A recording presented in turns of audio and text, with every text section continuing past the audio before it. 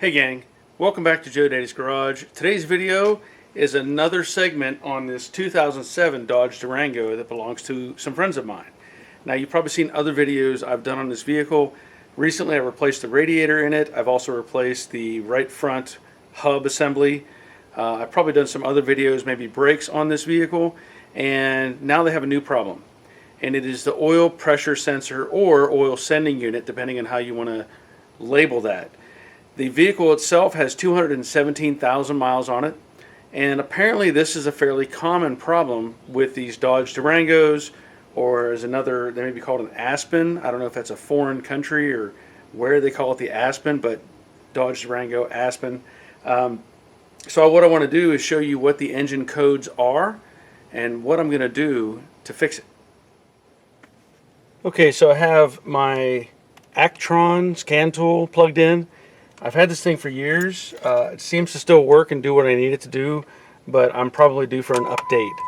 So I'm going to turn on the ignition and do my vehicle diagnostics.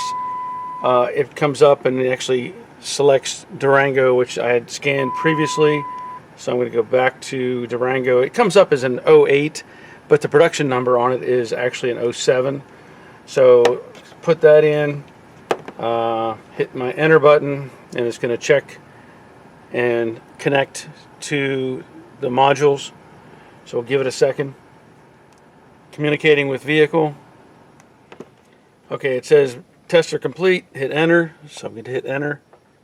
Reading codes. Okay, so I'm going to go through what the codes are here in just a second. Let me see, I'll go page down, and it tells you read codes. Okay, so the very first one that pops up is 0520. I don't know if the glare fights you on that, or if you can read that or not. 0520, engine oil pressure sensor circuit malfunction. And the next code is P1521. Again, I don't know if the reflection's bad or not. 1521 says incorrect engine oil type. That's a pending code. And then it repeats those two codes again. So from what I've learned with the 0520 engine oil pressure sensor circuit, that it is the pressure switch or pressure sensor. So now let me show you where that's at. Alright, so with the hood up on the vehicle, I'll point out as well, this is the 5.7 Hemi engine. So the oil filter is basically right here on this side, on the front side of the engine. If I were to try to show you this, give me a second on this.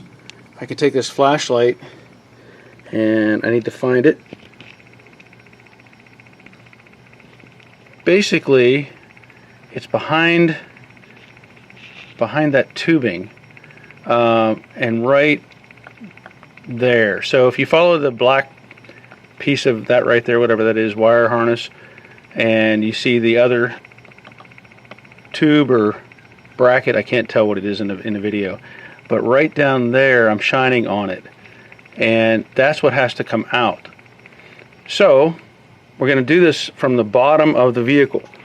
So what I plan to do is put this back up on some car ramps, drive it up on the ramps, and that'll give me better access underneath.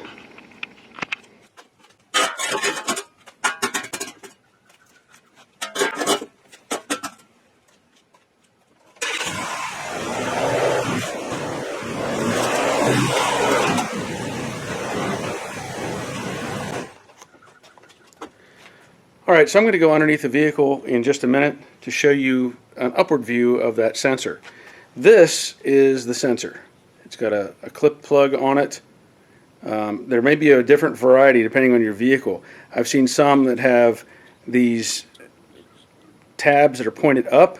I've seen some where they're pointed to the side. So you may have to look at yours to see, before you order one, which one actually fits. And we may have to do something internally on this, because there may be a rubber boot or something that goes inside. We'll look at that later. This just threads in. It comes with thread sealant already on it. Pretty simple. On this particular model, I don't know if this number helps at all, but this is the number that I have. I ordered it off of Amazon, and I'll post a link in the description below. And you can use that link for anything. If you're buying something from Amazon, you want to help the channel, go through that link. You can then go do your regular shopping and order, and it may give me a little tiny percentage of whatever you get or whatever you order. So anyway, here's the sensor. This is a 27 millimeter body on this, and I have a 27 millimeter Craftsman socket. If I slip this in, you can see it just doesn't go in very deep, and that's because of the plastic. So just be aware of that. You have to be careful. Now, the other thing you'll need besides a 27 millimeter socket, obviously, is going to be a ratchet and possibly some extensions depending on your different configurations. So for this vehicle, I'm hoping I can get by with these extensions. If not, I have others. So let's look underneath the vehicle and see what we have access to. Okay, so I'm looking up from underneath. You can see right there is the sensor, and the oil filter is directly below it. And that's the only real plug that's there. And I will point out that that little connector, see if I can zoom in a little bit here, that connector has, see that red tab on it? That is a lock. And so what you have to do is slide that, in this case it's kind of upward, slide that up so that you can grab the clip and release the tab.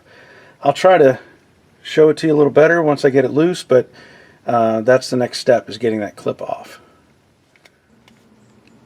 Okay, so I got it off. What I had to do, I didn't need to push up on that little red tab. I needed to push down on it, if that makes sense.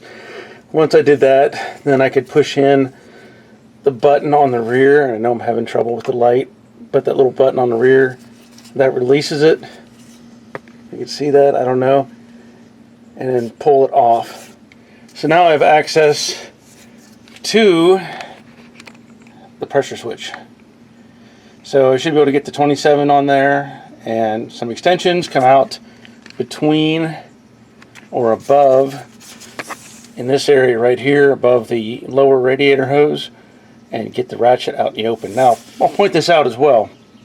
While you're doing this, this is actually a connection to the oil within the vehicle. So like if you took the oil filter off, you would lose oil. So there's a good chance when that comes off, it's going to drain some oil out of it. So just be, cautious of that. I do have a pan underneath to try to catch anything, and we'll get that off. So there's a socket on, the ratchet's on. I did use the two shorter extensions that I had, put them together, and I'm just going to try to rotate this, and that should break it loose, and it does.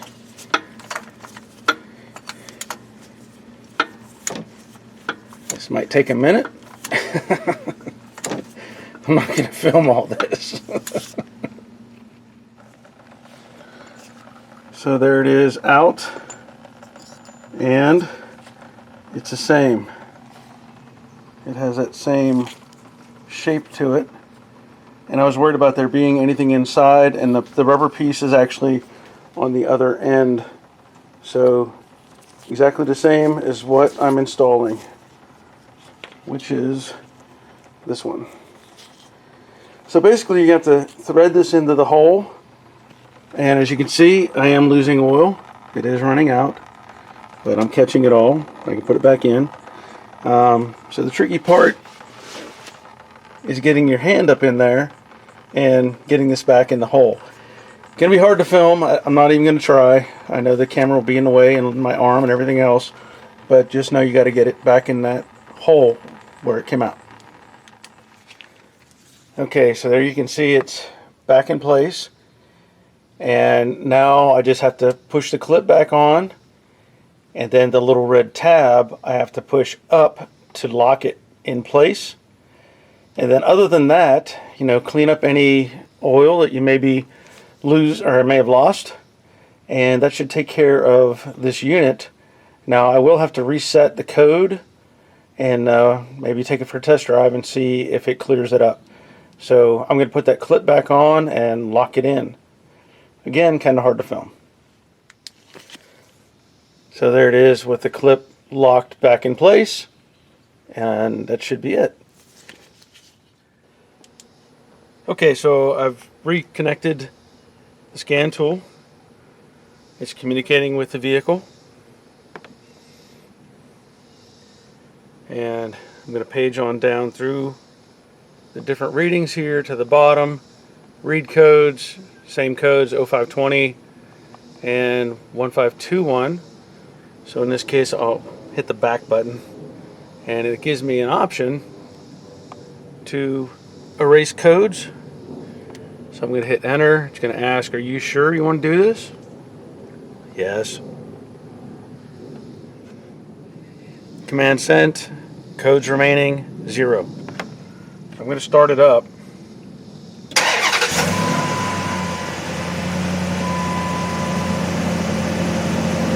And if there's a problem, I would assume it's going to pop up really quick because it is a sensor. It shouldn't take it cycles and cycles and cycles. But I could be wrong, but that's just what I'm assuming. So I don't see anything popping up as far as a warning or anything. There is a low tire warning, but that's it. So at this point, I think we're good to go. Now I will do a test drive on this and cycle it a few more times and see if anything comes up. But otherwise, that's going to be it for this video. I hope you found some useful information, maybe something will help with your project. If you have a problem that's very similar, if you would, leave a comment, leave a thumbs up on this video. And until next time, take care of yourselves. See ya.